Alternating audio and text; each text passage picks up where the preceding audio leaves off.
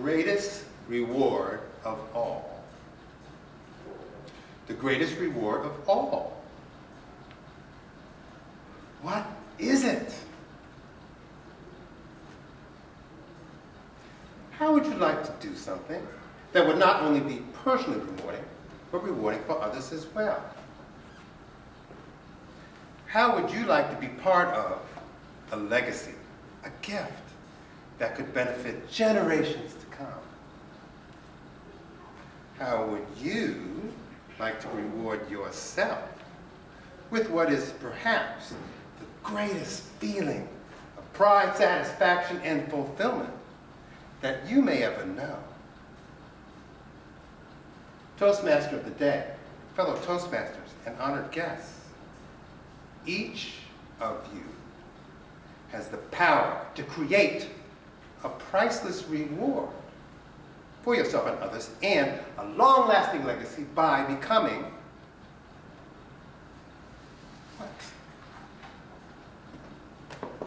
By becoming a mentor or a mentee.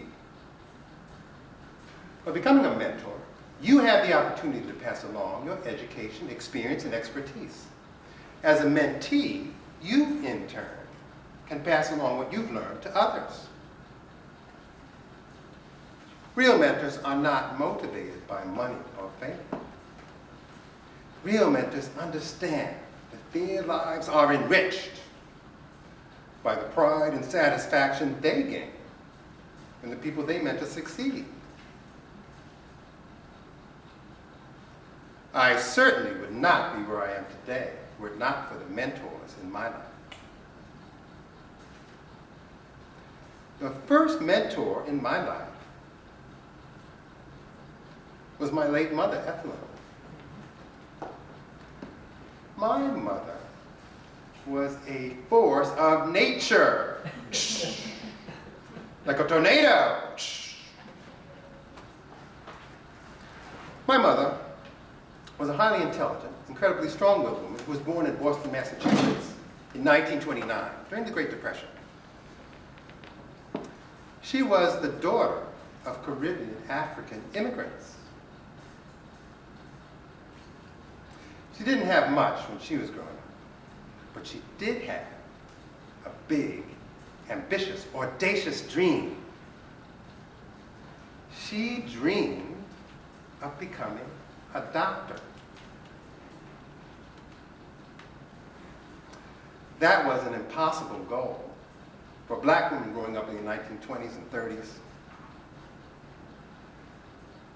When she realized that she could never become a doctor herself, she decided that she would live her dream through her firstborn son, who happened to be yours truly.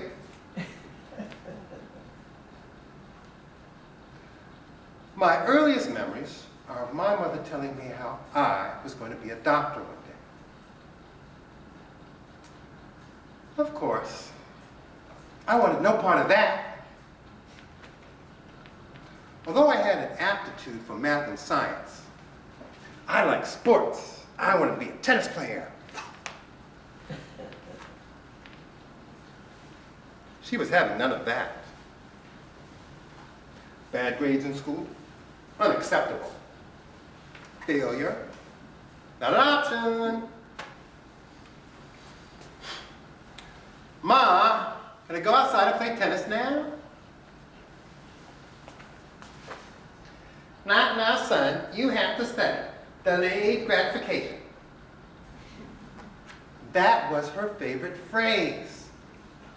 I'm just curious, did anyone else's mother say that to them? Ma, can I go outside and play with my friends now? Not now. Delayed gratification. Ma, can I watch TV now? We didn't have internet in those days. No, delayed gratification. Wow. Delayed gratification, delayed gratification. when was I going to get this gratification? When was I going to get my reward? One day, she would say. Yeah, right, I would say. After this happy childhood, I went on to college. And I wasn't good enough to be a professional tennis player. I couldn't figure out what else I wanted to do, so I decided, might as well go to medical school. My mother was very happy about that.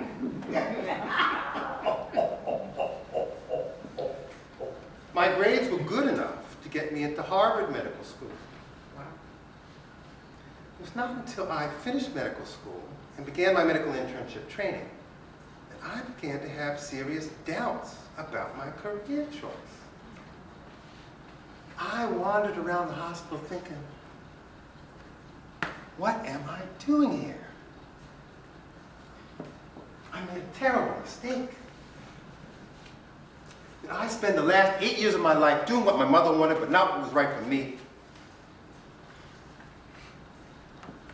To my supervisors at the hospital, I appeared distant, distracted, and disinterested. At one point, the chief of medicine summoned me to his office and asked me point blank, "Dubin, are you sure you want to be a doctor?"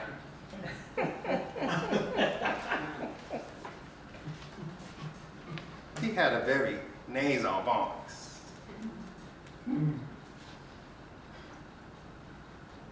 I had reached the lowest point in my career. I almost quit.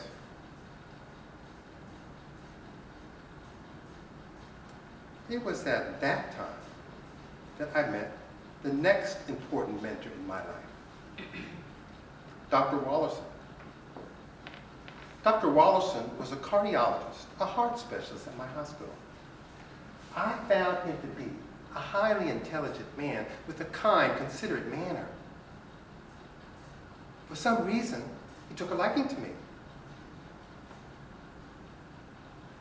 He introduced me to the field of cardiology, the study of heart disease.